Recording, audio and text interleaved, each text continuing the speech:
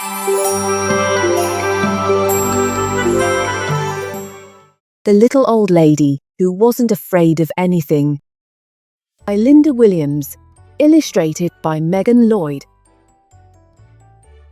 Once upon a time, there was a little old lady who was not afraid of anything. One windy afternoon, the little old lady left her cottage and went for a walk in the forest to collect herbs and spices, nuts and seeds. She walked so long and so far that it started to get dark.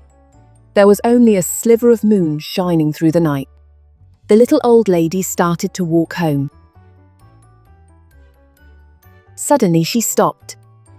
Right in the middle of the path were two big shoes, and the shoes went clomp, clomp. "Get out of my way, you two big shoes. I'm not afraid of you," said the little old lady. On she walked down the path, but behind her she could hear two shoes go clomp, clomp. A little farther on, the little old lady stumbled into a pair of pants, and the pants went wiggle, wiggle. "Get out of my way, you pair of pants.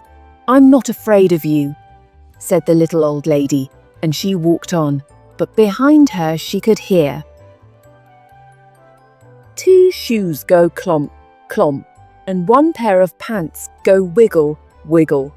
Farther still, the little old lady bumped into a shirt, and the shirt went shake, shake.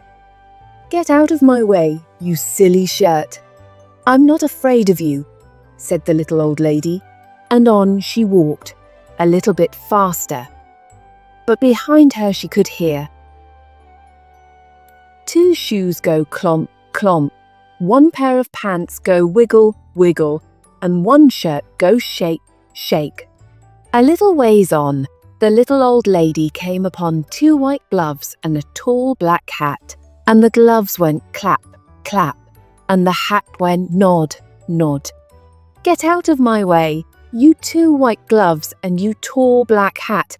I'm not afraid of you," she said, and on she walked, just a little bit faster. But behind her she could hear two shoes go clomp, clomp, one pair of pants go wiggle, wiggle, one shirt go shake, shake, two gloves go clap, clap, and one hat go nod, nod. By now the little old lady was walking at quite a fast pace. She was very near her cottage when she was startled by a very huge, very orange, very scary pumpkin head. And the head went boo, boo. This time the little old lady did not stop to talk. She did not stop at all. She ran.